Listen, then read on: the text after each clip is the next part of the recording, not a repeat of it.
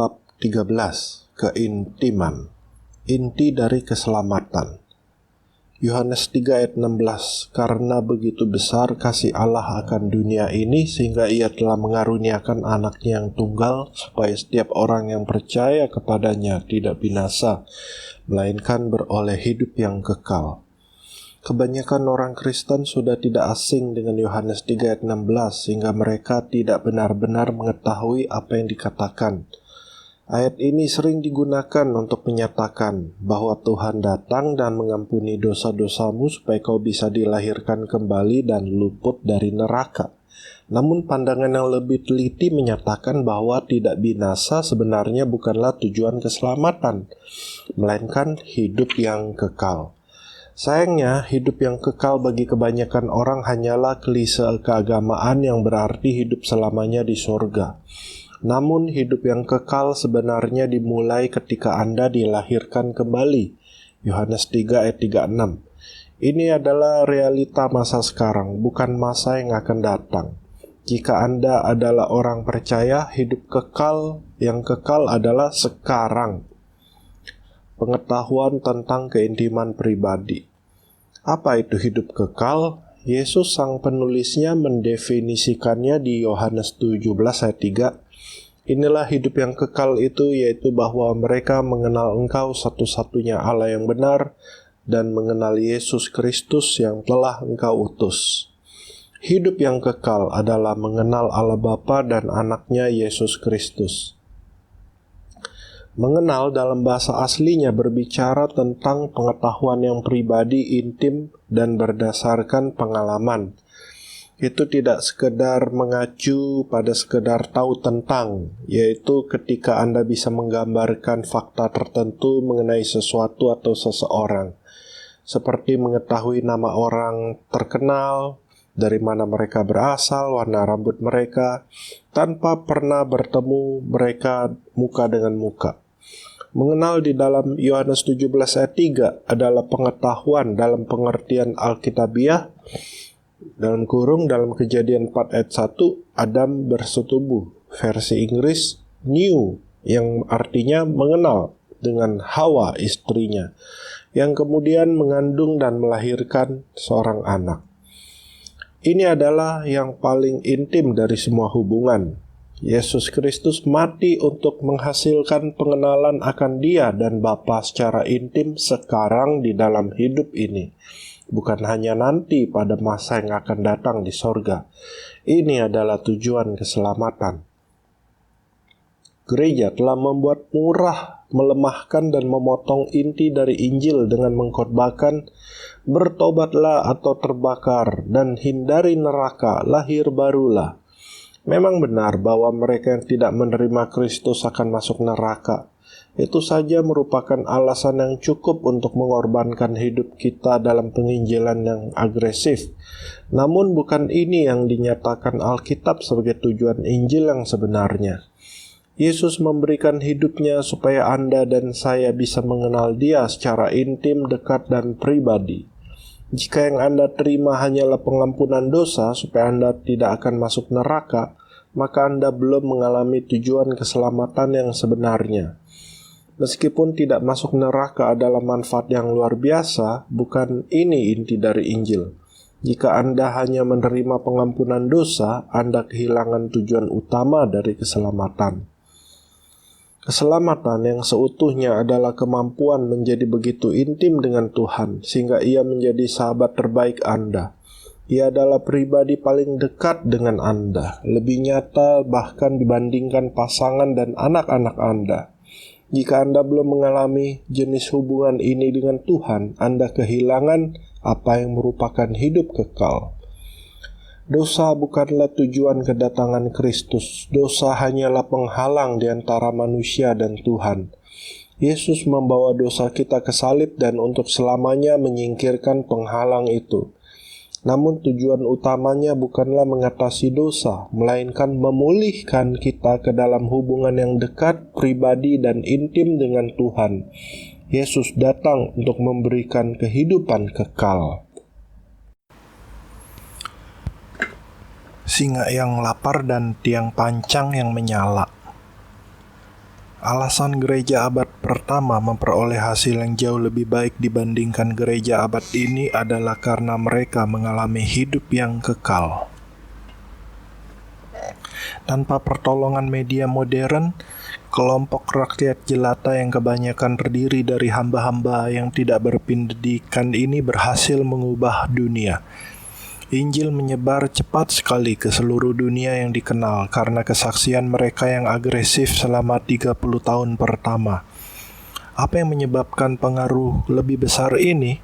Sifat menular dari keintiman mereka dengan Tuhan.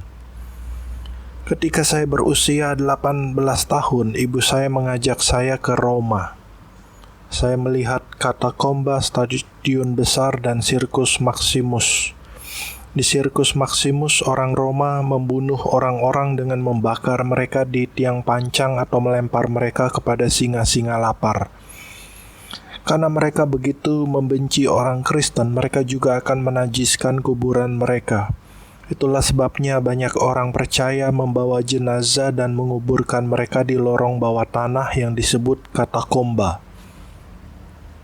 Salah satu tulisan yang saya baca di dalam kuburan tersebut membawa dampak yang mendalam bagi saya sebagai orang percaya yang masih muda. Tulisan itu mengatakan, "Di sini terbaring istri dan putri saya yang berusia 6 bulan yang menyerahkan nyawa mereka hari ini demi kemuliaan Tuhan di Sirkus Maximus. Kebanggaan dan sukacita pria ini terdengar keras dan jelas oleh saya. Istri dan putrinya terbunuh demi kemuliaan Tuhan." Sebelum dibakar hidup-hidup, tiang pancang yang tajam ditembuskan ke tubuh orang percaya. Tersulah dalam kesakitan, nyanyian sukacita orang-orang Kristen ini menyebabkan Kaisar Nero yang kejam benar-benar menutup telinga dan menjerit, "Oh Tuhan, mengapa orang-orang Kristen ini bernyanyi?" Orang-orang percaya pada masa itu benar-benar berkelahi seorang dengan yang lain untuk melihat siapa yang akan menerima kehormatan terpilih untuk mati hari itu demi kemuliaan Tuhan. Kebanyakan orang Kristen Barat sekarang ini begitu penuh dengan kasih kepada diri sendiri dan ketakutan, sehingga mereka memikirkan hidup saya aja. Fakta sejarah menunjukkan bahwa untuk setiap orang Kristen yang tewas, ada 7 orang Romawi yang melompat keluar dari posisi dan menggantikan mereka. Mereka juga segera dicabik oleh singa atau disula di tiang pancang. Sukacita, damai sejahtera, dan kasih yang memancar dari wajah orang-orang percaya ini ketika mereka dengan senang hati mati bagi pribadi yang mereka kasihi, inilah yang memprovokasi orang-orang Romawi untuk menyerahkan hidup mereka supaya memiliki hubungan dengan pribadi yang seperti itu. Ini juga adalah salah satu alasan utama mereka berhenti melakukan hal-hal ini di Sirkus Maximus. Tuhan penuhi kebutuhan saya. Hari ini hampir tidak ada satu orang Kristen di antara 1.000 yang memiliki sikap seperti itu. Hubungan kebanyakan orang percaya dengan Tuhan begitu dangkal dan berpusat dari diri sendiri. Seruan mereka terus-menerus adalah, "Tuhan, penuhilah kebutuhan saya." Saya tidak mengatakan bahwa Tuhan menghendaki kita semua menjadi martir, tapi fokus kita pasti memerlukan perbaikan untuk kembali pada jalurnya. Ketika Anda mencari Dia lebih dulu dengan hati yang penuh kasih, dengan penyembahan dan rasa syukur, Anda akan mengalami sukacita dan damai sejahtera dari Tuhan yang membuat Anda tidak terganggu seandainya mereka menyita rumah atau mobil Anda. Anda akan berkata, "Siapa yang peduli? Tuhan akan mengurus saya. Selain itu, saya memiliki rumah besar di atas sana dengan jalan-jalan yang terbuat dari emas." Jika Anda memiliki sikap seperti itu, kesuksesan tidak akan menjadi masalah. Anda tidak perlu menghabiskan waktu untuk berdoa tentang kebutuhan Anda. Keselamatan dibuat murahan demi sebuah kesempatan bagi kita memandang Bapa kita yang besar di langit untuk memenuhi semua kebutuhan kita. Ketika kebanyakan orang datang kepada Tuhan, mereka datang untuk alasan yang egois, khususnya mereka yang baru saja lolos dari penghukuman. Kita harus mengatakan kepada orang-orang tentang kebesaran, kebaikan, dan kasih karunia Tuhan. Ia tidak marah lagi kepada kita karena anaknya sendiri menanggung dosa, penghakiman, dan penghukuman yang pantas kita terima, supaya kita bisa intim dengan Dia. Begitu besar kasih Tuhan kepada kita. Jika kita mengkhotbahkan itu, orang-orang akan berbondong-bondong keluar dari tempat mereka dan bergabung dengan kita. Sebaliknya, bertobat atau terbakar dikhotbahkan, maka orang-orang pun melihat Tuhan sebagai asuransi kebakaran mereka. Begitu pertobat baru diyakinkan bahwa mereka benar-benar lolos dari neraka, kebanyakan tidak memberikan banyak waktu kepada Tuhan atau berusaha lebih dari itu. Mereka diperintahkan untuk bertahan di sana, melayani Tuhan hanya sekedar untuk berhasil masuk surga. Iman datang oleh pendengaran, dan pendengaran akan firman Tuhan. Ketika orang-orang diajarkan bahwa alasan mereka seharusnya diselamatkan adalah agar luput dari neraka dan kemudian memanfaatkan Tuhan untuk memenuhi seluruh kebutuhan mereka, maka untuk itulah iman mereka. Jika itu tujuannya, mereka akan melayani Dia hanya sekedar untuk memperoleh apa yang mereka butuhkan. Lalu ketika mereka mulai berhasil, Tuhan pun terlupakan. Kedengaran tidak asing? Begitulah keselamatan selama ini dikhotbahkan. Dikejar atau mengejar. Tuhan begitu mengasihi Anda sehingga Ia memberikan anaknya sendiri untuk Anda. Ia tidak marah kepada Anda, tapi menginginkan keintiman dengan Anda lebih daripada yang bisa Anda bayangkan. Ia tidak lagi mengingat dosa Anda untuk menentang Anda, tapi memandang Anda melalui roh Anda yang sudah lahir baru dan dibenarkan. Tuhan Maha Kuasa ingin bergaul dengan Anda karena Ia mengasihi Anda. Kebanyakan orang percaya tidak mengetahui kebenaran ini. Mereka tidak menikmati hubungan yang sangat intim dengan Tuhan. Seluruh kehidupan Kristen, khususnya doa, sudah disederhanakan menjadi, bagaimana saya bisa membuat Tuhan melakukan ini? Bagaimana saya bisa menerima itu dari Tuhan? Bagaimana saya bisa membuat Dia melakukan ini untuk orang lain? Kita tidak menggunakan doa untuk tujuannya yang sebenarnya. Doa adalah komunikasi dan persekutuan dengan Tuhan. Doa adalah mengatakan, Bapa, saya mengasihimu, dan mendengarnya menjawab balik, aku juga mengasihimu. Doa adalah mendengarkan Dia di dalam hati Anda dan merasakan kesenangannya saat Anda menghabiskan waktu dengan Dia. Jika Anda melakukan itu, Anda tidak perlu menghabiskan banyak waktu meminta segala sesuatu, karena semua itu akan muncul dengan sendirinya. Firman menyatakan bahwa segala berkat Tuhan akan datang kepada kita dan menjadi bagian kita. Ulangan 28 ayat 2. Saya belum melihat banyak orang Kristen dengan berkat yang mengejar mereka, tetapi yang pasti ada banyak orang percaya yang mengejar berkat. Orang-orang yang datang ke pertemuan yang saya adakan berkata, saya ada di sini satu ibadah lagi, berusaha membuat Tuhan melakukan sesuatu. Berhentilah dan mulailah mengasihi Tuhan dengan berkata, maafkan saya Bapa, ya ada hal-hal yang saya butuhkan dalam hidup saya, tapi ini bukan perkara besar. Hal utama yang saya butuhkan hanyalah mengasihimu, bersekutu denganmu, dan tahu bahwa kau mengasihi saya. Saya menyembahmu. Hidup Anda akan sangat diubahkan. Sebaliknya, kehidupan orang Kristen merupakan perjuangan yang menyakitkan dan sukar ketika 95% dari kehidupan doa Anda adalah meminta segala sesuatu, menyesal, merengek, dan menangis, mengomel, dan mengeluh, mengatakan kepada Tuhan apa yang dikatakan dokter, memberitahu Dia tentang tagihan-tagihan Anda, dan semacamnya. Anda kehilangan apa kekristenan itu sebenarnya, yaitu mengenal dan mengasihi Tuhan. Tuhan menginginkan Anda. Tuhan lebih peduli mengenai siapa Anda ketimbang apa yang Anda lakukan. Ia menginginkan persekutuan Anda lebih daripada ibadah Anda, tapi gereja telah menekankan, lakukanlah pekerjaan untuk Tuhan. Kita telah menyamakan kasih dan penerimaannya sebanding dengan seberapa baik kita pikir kita sudah bekerja.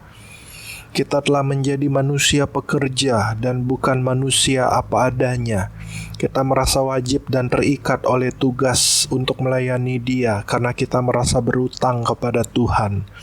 Mentalitas berutang inilah yang memberikan kita konsep saya harus berbuat sesuatu untuk Tuhan. Jika Anda memberikan hati Anda kepada Tuhan, Ia tidak akan mengalami masalah mendapatkan pelayanan Anda. Namun pelayanan Anda tidak pernah bisa menggantikan persekutuan yang intim. Jika Tuhan memiliki hati Anda, Ia juga akan memiliki dompet Anda. Namun pemberian Anda saja tidak akan pernah menggantikan penyembahan Anda.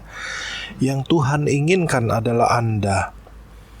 Saya pernah mendengar seorang pendeta dengan penuh semangat berkhotbah. Satu-satunya pembenaran untuk keberadaan kita adalah membawa orang lain kepada Tuhan. Jika itu benar, apakah pembenaran untuk keberadaan Adam dan Hawa? Di zaman mereka tidak ada siapapun untuk mereka bawa kepada Tuhan. Bahkan tidak ada roh jahat untuk mereka usir, pakaian untuk diyakini atau makanan untuk didoakan.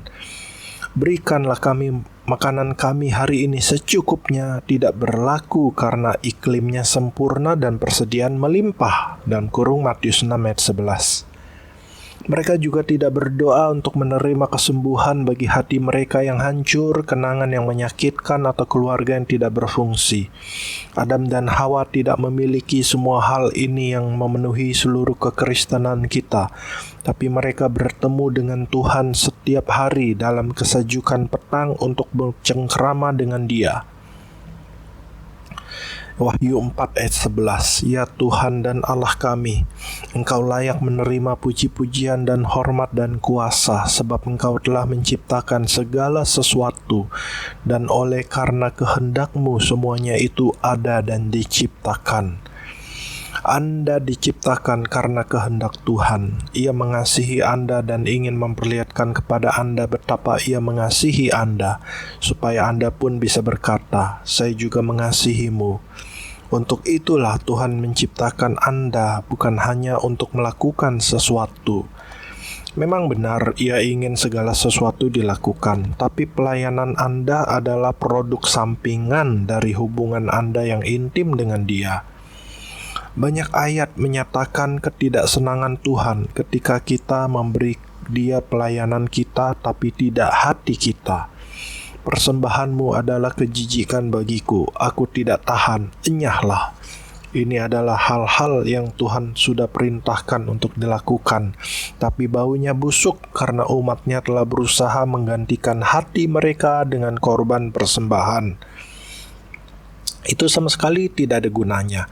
Memberikan semua yang ada pada Anda kepada orang-orang miskin, bahkan menyerahkan tubuh Anda untuk dibakar, jika Anda tidak memiliki hati yang mengasihi di belakangnya, 1 Korintus ayat 13, Anda bisa berbicara dalam bahasa manusia dan malaikat, atau memiliki iman yang memindahkan gunung.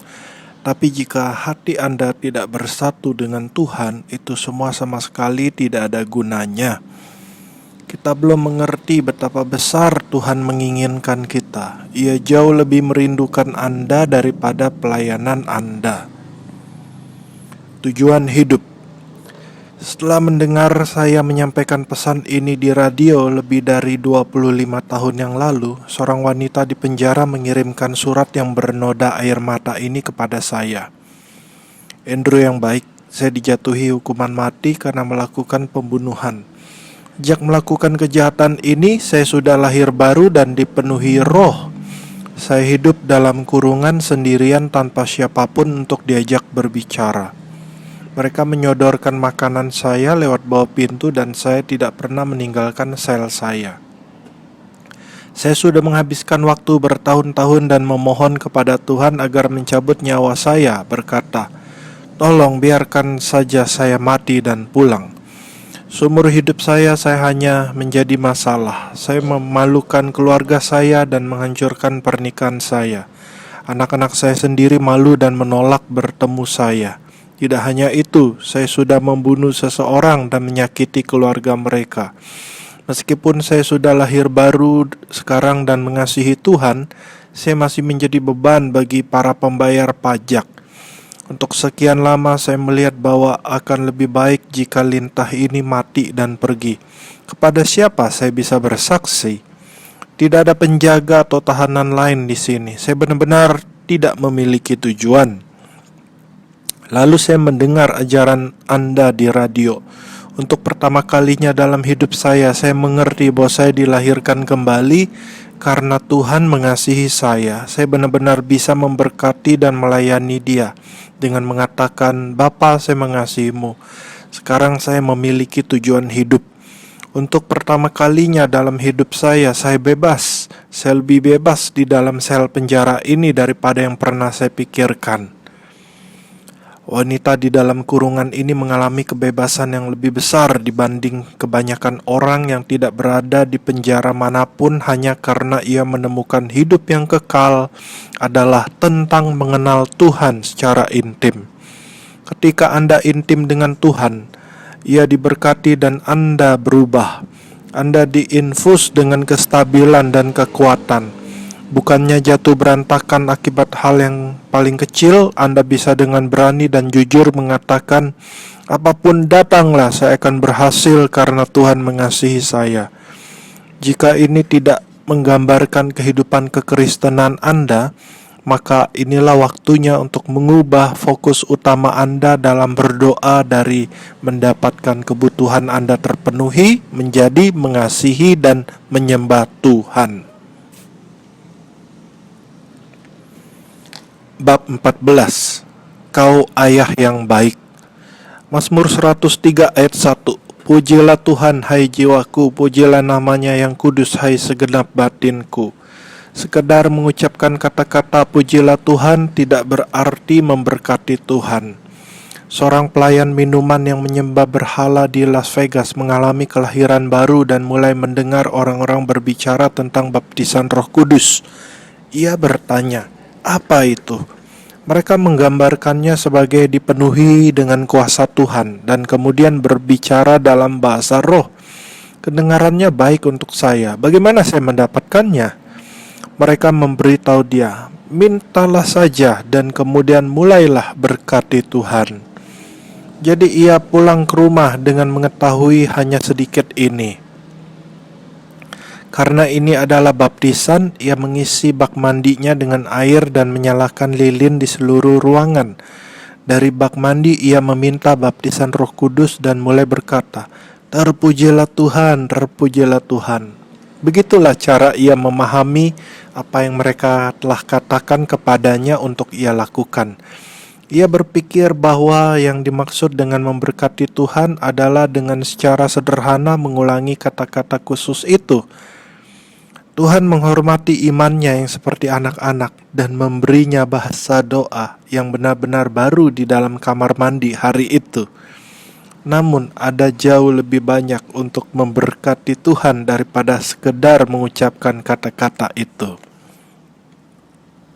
Melayani Tuhan. Memberkati Tuhan adalah melayani Dia. Ketika Anda mengatakan dari hati Anda, "Bapa, saya mengasihimu, kau Allah yang baik," itu memberkati Dia. Para nabi dan pengajar di Antioquia beribadah kepada Tuhan. Versi Inggrisnya minister to the Lord, yang artinya melayani Tuhan. Di dalam Kisah Para Rasul 13 ayat 2, mereka tidak berkhotbah kepada Dia atau menasehati Dia untuk bertobat, tapi mereka memuji, menyembah, mengasihi Dia. Siapapun yang mengasihi memiliki kebutuhan untuk dikasihi sebagai balasan. Jika objek kasih Anda tidak dibalas, ini menyedihkan. Tuhan adalah kasih dan Ia mengasihi Anda. 1 Yohanes 4 ayat 8. Ketika Anda mengasihi Dia, ini memberkati dan melayani Dia. Saya mengajak anak-anak saya dan beberapa teman mereka keluar pada suatu Sabtu ketika mereka berusia sekitar 5 dan 7 tahun. Kami menghabiskan sepanjang hari menunggangi kuda, bermain di sungai, dan makan makanan cepat saji. Di akhir hari saya memandikan mereka dan membawa mereka ke tempat tidur setelah saat teduh bersama. Ketika saya mematikan lampu dan meninggalkan kamar, putra bungsu saya berkata, "Ayah, kau ayah yang baik." itu memberkati saya. Ia tidak berkata, "Terberkatilah kau, ayah." Tapi ia menyampaikan terima kasih dan aku mengasihi ayah dengan caranya sendiri. Ini membuat saya ingin menarik dia keluar dari tempat tidur untuk menunggang kuda lagi. Demikian juga dengan Bapa Surgawimu. Anda mungkin tidak menyadarinya, tapi Tuhan perlu dilayani. Ia ingin Anda memberkati dia, karena itulah tujuan semula Anda diciptakan. Berdoalah, Bapa, kau adalah Bapa yang baik dan Tuhan yang luar biasa. Terima kasih untuk kesehatan saya, untuk membiarkan saya hidup di negeri ini, untuk kesempatan saya dan untuk pekerjaan saya. Daripada mengutuki hidup Anda dan membuatnya semakin buruk, berterima kasihlah kepada Dia karena hidup Anda baik. Allah akan begitu diberkati oleh kasih dan penyembahan Anda, sehingga Ia akan menarik Anda keluar dari tempat tidur dan memberi Anda segala-galanya yang bisa Ia pikirkan untuk memberkati Anda. Ini akan datang atas Anda dan mengejar Anda. Semua orang lainnya akan tetap mengemis dan memohon kepada Allah untuk hal-hal yang begitu saja mengalir ke dalam hidup Anda karena Anda mengasihi Dia. Habiskan 95% dari waktu doa Anda dengan menyanyi, memuji, dan menyembah. Bapa, saya mengasihimu. Kemudian sesekali katakanlah, "Oh ya, dokter mengira saya akan mati, tapi itu tidak begitu buruk. Sungguh menakjubkan berada bersamamu. Saya benar-benar sulit memutuskan apakah saya harus tinggal di bumi atau tidak, karena betapa luar biasanya Engkau." Daripada menghabiskan seluruh waktu Anda menghardik ketakutan dan terus ketakutan dengan, "Oh Tuhan, tolong saya untuk percaya," Anda akan mengatakan, "Apapun Bapak, jika saya mati saya menang, jika saya sembuh saya juga menang. Saya tidak mungkin kalah." Itulah sikap yang harus Anda miliki. Apapun yang lain tidak penting. Ini bukan hanya untuk orang super kudus. Ini adalah tingkat dasar Kristen bayi. Begitu seseorang lahir baru, mereka harus diberitahu, kau diciptakan untuk intim dengan Tuhan. Sekarang setelah kau diselamatkan, kau dapat memenuhi panggilanmu dengan mengembalikan kasih yang luar biasa yang telah Ia perlihatkan. Sementara kau terus menerima kasih-Nya dan memberi kasih-Mu kepadanya, bangkitkanlah seseorang dari kematian, usirlah roh jahat, sembuhkanlah orang sakit, dan buatlah kebutuhanmu terpenuhi. Semua itu adalah hal-hal yang menyertai. Jika Anda mengembangkan sikap semacam ini, Anda tidak bisa dihentikan. Ketukan kaki yang baik. Kisah Para Rasul 16 ayat 9. Pada malam harinya tampaklah oleh Paulus suatu penglihatan. Ada seorang Makedonia berdiri di situ dan berseru kepadanya, katanya, "Menyeberanglah kemari dan tolonglah kami." Allah secara supernatural mengarahkan Paulus dan Silas ke Filipi, dalam kurung di provinsi Makedonia, melalui penglihatan yang tercatat dalam Kisah Para Rasul 16 ayat 9. Dalam 48 jam setelah tiba, mereka dipukuli sampai nyaris tewas dan dilempar ke bagian terdalam penjara. Dari tempat yang benar-benar gelap, penuh tikus dan penyakit, inilah mereka mulai menyanyi. Meskipun belenggu di tangan dan kaki menghalangi mereka, menyejukkan luka mereka, orang-orang ini tetap memuji Tuhan. Ketika berada dalam situasi yang buruk, berapa orang Kristen mendisiplinkan diri mereka memuji Tuhan dengan gigi dikertakkan. Mereka tahu bahwa memuji Tuhan adalah kekuatan untuk membungkamkan musuh dan pendendam. Mazmur 8 ayat 2. Meskipun mereka mungkin tidak benar-benar mau melakukannya dari hati mereka, mereka melakukan peperangan rohani. Karena puji-pujian mengusir roh jahat, mereka melatih diri mereka untuk memuji masalah itu keluar dari hidup mereka. Hei, jika itu adalah alasan terbaik yang Anda miliki, lebih baik memuji Tuhan seperti itu daripada mengomel dan mengeluh. Ketika Paulus dan Silas menyembah Tuhan, ia mulai mengetukkan kakinya. Terjadilah gempa bumi yang mematahkan belenggu mereka dan membuka semua pintu penjara. Namun bukannya melarikan diri, Paulus dan Silas tetap tinggal. Bagaimana bisa seperti ini? Inilah keberanian yang radikal. Mereka tidak memuji Tuhan hanya untuk lolos dari masalah mereka. Mereka sungguh mengasihi Dia. Dengan punggung dipukuli sampai tercabik-cabik dan terbenam semata kaki dalam kotoran, mereka benar-benar terus menyembah dan menikmati hadirat Tuhan yang mulia.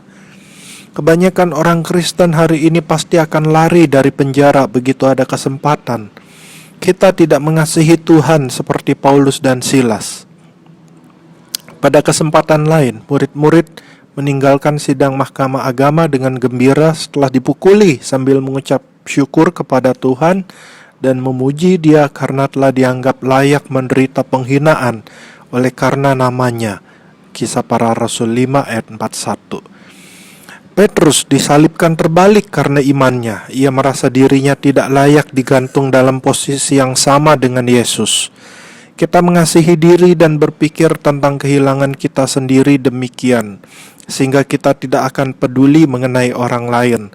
Kita perlu melangkah lebih dari itu, menyadari bahwa kekristenan adalah tentang mengasihi Tuhan, dibangkitkan dari kematian. Doa terutama adalah untuk mengasihi dan menyembah Tuhan. Jika Anda mencari dahulu kerajaan-Nya dan hanya bersekutu dengan Dia, Anda akan mendapati kebutuhan Anda sudah terpenuhi. Anda tidak akan mengalami masalah karena tidak ada yang akan mengganggu Anda. Daripada depresi, sukacita dari Tuhan akan menjadi kekuatan Anda. Mazmur 16 ayat 11. Engkau memberitahukan kepadaku jalan kehidupan di hadapanmu. Ada sukacita melimpah-limpah, di tangan kananmu ada nikmat senantiasa. Jika Anda depresi, Anda tidak berada dalam hadirat Tuhan. Ia ada bersama Anda, tapi Anda tidak bersama Dia karena sesuatu yang lain membuat Anda sibuk. Kembalilah ke hadirat Tuhan dan Anda akan mendapatkan sukacita melimpah. Setelah suatu perjamuan pelayanan internasional, Jamie dan saya akhirnya tiba di rumah dan tidur sekitar tengah malam. 4 jam kemudian telepon berdering. Ternyata putra sulung kami Joshua berkata, "Ayah, maafkan aku harus mengatakan ini, tapi Peter meninggal." Loh, meninggal kenapa? Ia mengatakan kepada saya dan saya menyatakan, laporan pertama bukanlah laporan terakhir. Setelah menutup telepon, Jamie dan saya menghabiskan 30 detik mengambil otoritas dan memerintahkan hidup kembali kepada putra kami. Lalu kami hanya memuji, menyembah dan mengasihi Tuhan sepanjang jalan menuju Colorado Springs. Kami memiliki pikiran dan perasaan yang sama seperti yang akan dimiliki orang lain. Namun karena hati saya begitu tertuju kepada Tuhan, saya hanya berdoa, "Bapa, saya tahu Kau tidak membunuh anak saya karena Kau adalah Tuhan yang baik. Ini bukan kehendak-Mu, saya begitu mengasihi-Mu. Terima kasih karena telah menjadi Tuhan yang begitu baik." Saya hanya terus memuji, menyembah dan bersyukur kepada Dia di sepanjang jalan menuju Colorado Springs. Anak saya Peter yang meninggal itu telah menghitam karena sudah meninggal selama 5 jam. Tapi 5 menit sesudah kami berdoa, ia benar-benar duduk tegak. Tuhan membangkitkan anak kami dari kematian. Haleluya, terima kasih Yesus. Kehidupan doa saya hanyalah mengasihi Tuhan. Saya tidak meminta banyak atau melakukan banyak, tapi hal-hal besar terjadi. Kehidupan kekristenan saya menyenangkan. Dan saya tidak meributkan segala sesuatu. Kekhawatiran adalah hujatan bagi janji Allah. Kekhawatiran berasal dari tidak adanya keintiman dengan Dia. Saya sadar cara berdoa seperti ini tidak cocok dengan cetakan Anda sekarang. Tapi sebelum Anda memperoleh hasil yang lebih baik, mungkin Anda harus mencobanya. Terima kasih Andrew. Apa yang saya sedang bagikan ini sederhana tapi sangat mendalam. Tentu saja dibutuhkan usaha untuk mengesampingkan diri sendiri dan berfokus pada mengasihi Tuhan. Namun saya telah menemukan bahwa ketika saya melayani Dia, saya menjadi lebih diberkati daripada Ia diberkati. Saya tidak yakin bagaimana persisnya ini bekerja, tapi Tuhan tidak pernah membiarkan saya memberi lebih daripada Dia. Ketika saya memberkati Tuhan, saya memiliki semua emosi yang bisa saya tangani. Ia mengurus saya dan memperlakukan saya dengan baik, jauh lebih baik daripada yang layak bagi saya. Saya menghabiskan waktu saya mengasihi Dia. Terkadang saya hanya berdoa dalam bahasa roh selama 1 atau 2 jam. Biasanya itu karena saya memerlukan hikmat dalam suatu bidang, dan saya berdoa dalam roh untuk mengetahuinya. Bahkan saya memuji Tuhan karena saya tahu jawabannya akan datang. Anda tidak pernah perlu merengek dan menangis karena Anda selalu memuji dan mengucap syukur kepada Tuhan.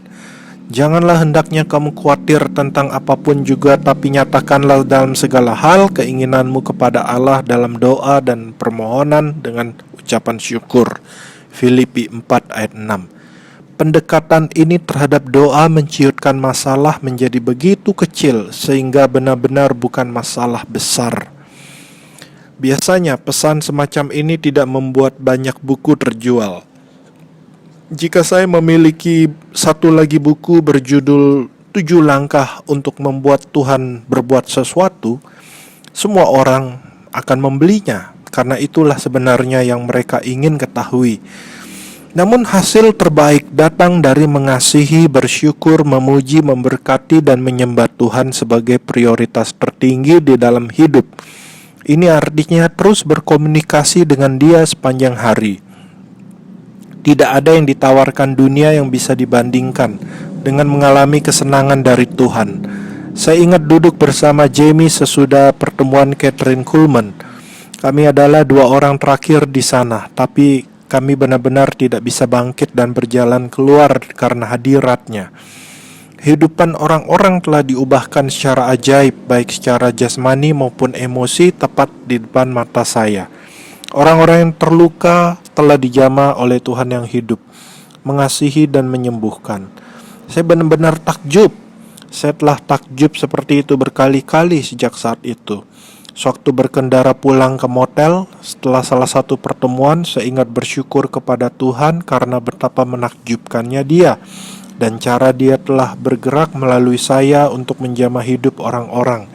Lalu saya mendengar Dia menjawab, "Terima kasih Andrew, aku menghargaimu karena mengizinkan aku memakaimu."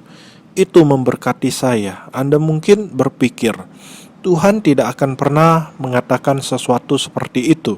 Tentu saja Ia mau. Anda hanya tidak mengenal Dia dengan sangat baik. Tuhan baik dan Ia mengasihi dan menghargai kita.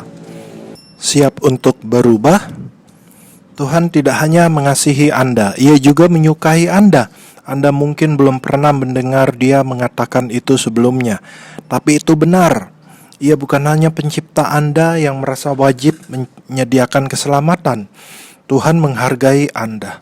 Sungguh suatu sukacita mengatakan kepada Dia betapa Anda mengasihi Dia, dan kemudian memberi Dia giliran untuk balas melakukan hal yang sama.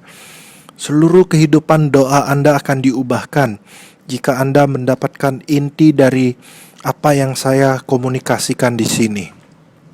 Semua di dalam hidup Anda akan berubah, dan Anda akan menjadi orang yang benar-benar berbeda. Mengasihi Tuhan ajalah yang penting, segala sesuatu lainnya akan menyertai. Apakah Anda telah kehilangan tujuan keselamatan yang sebenarnya? Apakah Anda lahir baru hanya untuk menghindari neraka?